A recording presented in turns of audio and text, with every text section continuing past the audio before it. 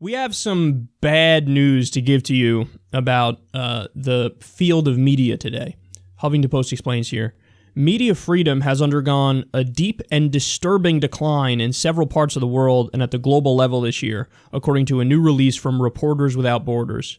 Thus far in 2016, 57 journalists have been killed in connection with their work, 187 remained imprisoned, and 44 are currently being held hostage, according to the organization's latest December tallies. These figures represent professional journalists only, when including media netizens and citizen reporters. The number of those slain, detained, and held for ransom climbed to at least 74, 348, and 52, respectively.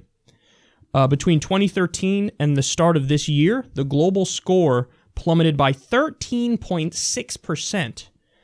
And if you're wondering where the U.S. ranks on this list, we're 41st in press freedom. Isn't that crazy? The U.S., where we have free speech and a free press in the First Amendment of our Constitution, 41st in press freedom. So it's getting worse, not just in the U.S., but the world over, it's gotten worse. The freedom of the press score has plummeted by 13.6% because there's an increase in censorship, there's an increase in totalitarianism, there's an increase in authoritarianism, there's an increase in bans and regulation of the press. There are some former countries that they bring up in the report that were much more free recently, and then there's new regulations on how the media reports. I think Poland was one example that they gave, state regulations on that make it much less free. So, yeah, this is bad because when you really think about it, this is one of the most fundamental freedoms.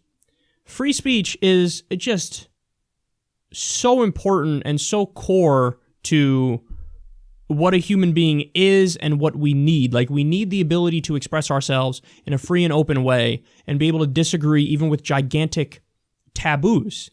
And if we don't have that, then it's like we're permanently stuck in a rut of coasting off the momentum of previous generations and how they did shit. And I don't need to tell you guys, but they ain't doing it that great.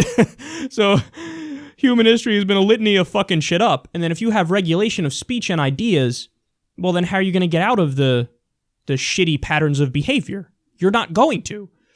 So you need free speech and you need a free press to hold those in power accountable. If you don't have a free press, you can't hold those in power accountable, which means that the corruption is endless and the authoritarianism is endless. And that is not a desirable state to live in, man. It's just not. And of course, you have the worst offenders. So for example, places like North Korea. They're so off the spectrum bad that it almost is painful physically to bring them up. I mean, the most authoritarian state you can ever imagine. They have fucking hard labor camps and concentration camps, and I think what was it? There was a crazy fact we learned recently. Their internet has a grand total of like less than 20 websites or something like that because they just restrict everything, and everything's directly from the state line. They do the ridiculous propaganda about, Kim Jong-un did a Rubik's Cube in under 2 minutes or some shit. And, Kim Jong-il, the first time he played golf, he had 11 holes in one. Just insane. They say one of them doesn't shit. He doesn't defecate. That's how pure he is. Like, what the? So that's one example of just an insane, brutal crackdown. But then there's a giant spectrum. And very rarely do you get complete and utter freedom of speech and a complete and utter free press. So, for example, in the U.S., even though we feel, hey, this is relatively free, the report brings up, no, but there's actually a war on whistleblowers right now. And yes, President Obama is orchestrating it. You think we're so free and we have such a free press and such a free flow of information. Ask Chelsea Manning about that. Ask Edward Snowden about that. They leak information on crimes the government is committing. Edward Snowden, hey man, you guys are violating the Fourth Amendment. You have all of our metadata. You can spy on everybody. It's turnkey fascism. This violates our Constitution. This violates the Fourth Amendment. Exiled. That ain't freedom. Chelsea Manning, hey, here's information about how the U.S. military is bombing civilians in Iraq. You're in jail. Lock her up. Lock her up. Do it now. So that is, like, I don't think people get it. The test of whether or not you believe in your value system is if you stick to it when the going gets tough. Do you understand that? So it's not like, hey, we have press freedom, which is why TMZ and Perez Hilton can operate and tell us smutty stories about celebrities. No, that's easy. It's easy to report on Jennifer Aniston's sex life or some dumb shit. The real test of your values is, oh, now we got a real story, bitch. The government is not abiding by the Constitution and taking everybody's metadata and can spy on everybody. What are you going to do?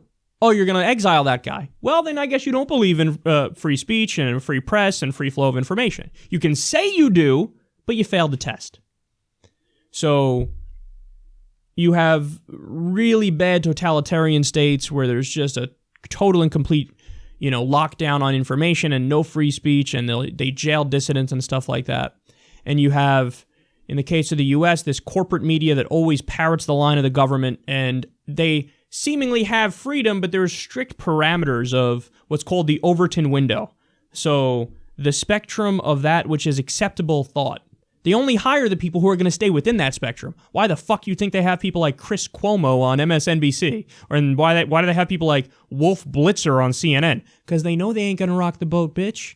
You put somebody like me on there, I'll be off within a year or two, because they go, oh, shit, he's really saying shit. He's outside of that Overton window, and then they get to go, oh, he's crazy, and then they dismiss you and get you out of that system. So they still control the message, even though it's a corporate structure as opposed to a state structure.